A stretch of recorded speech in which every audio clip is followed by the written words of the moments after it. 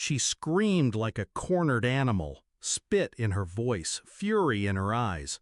"Just disappear!" I didn't flinch, I didn't shout back. I just looked at her, calm as stone.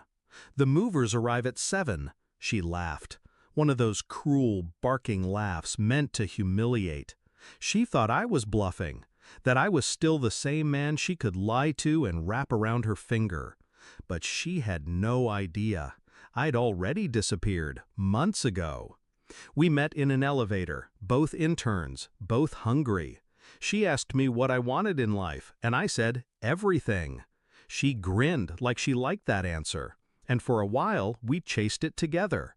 Built a home, built a life, built illusions. She made partner at her firm last year. I was proud, until I wasn't. Because power doesn't just reveal character, it exposes rot. The cracks began small. She stopped asking how my day was, always on her phone. Messages she wouldn't open near me. Work trips that ended in unaccounted charges and faint perfume she didn't wear.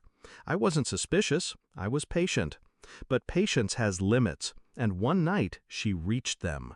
I heard her whispering on the balcony, saw her silhouette through the glass, her voice soft, intimate, not mine. So I waited until she left the room, picked up her phone, and pressed one button, gallery. There he was. Dinner with candles, his hand on her thigh, the same smile she used to wear for me. I didn't confront her. I didn't break. I just stood there, staring at the screen, memorizing the timestamp.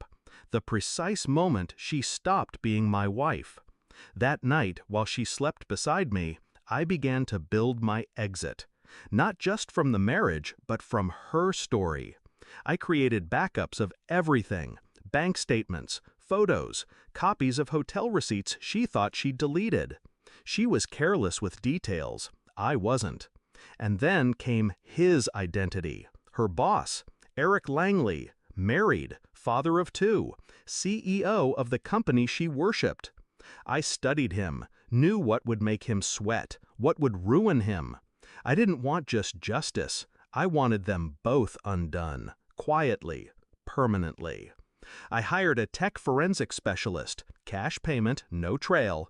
He recovered deleted emails, calendar invites, voice memos. A 6-month affair disguised as business strategy. The kicker? The firm's strict non-fraternization policy. 1 violation meant termination. 2 meant blacklisting. Her signature was on the HR agreement. So I packaged everything into a clean, silent file, labeled HR Immediate Ethics Breach and Financial Misconduct. I didn't send it, not yet. I wanted to look her in the eye first. 2 weeks ago, I told her I'd be leaving. She didn't cry, didn't ask why. She smirked like it was a bluff, like I'd come crawling back. When I told her she could keep the condo, she raised an eyebrow. "You're not taking anything?" she asked. "Just my books," I said. She laughed. "God, you really are pathetic." But I wasn't walking away empty-handed. I was walking away with timing. Last night was the explosion. I told her the movers would arrive in the morning. She erupted, like I'd stolen something from her. She screamed until her throat cracked, smashed a mug, told me no one would ever love me again, that she'd moved on, that he was already making space in his life for her. I didn't respond, just stared through her like she no longer existed, because she didn't. This morning, I left without a sound. My books, my laptop, that was it.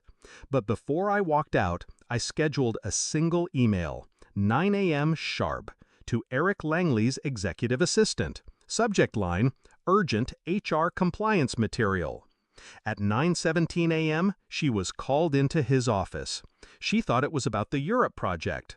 Instead, he slid the folder across his desk, closed the door, pointed to one file.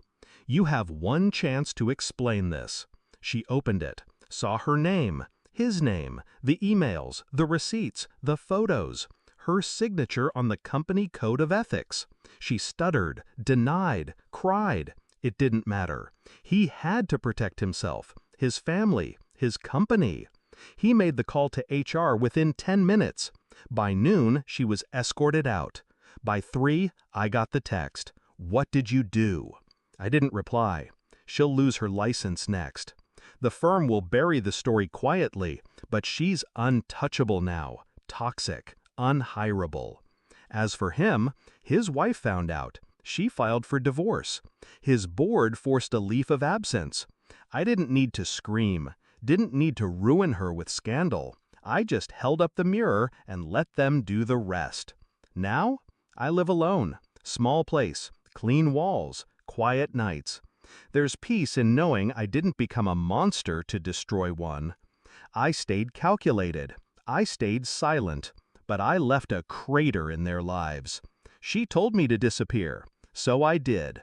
But I took everything with me when I left.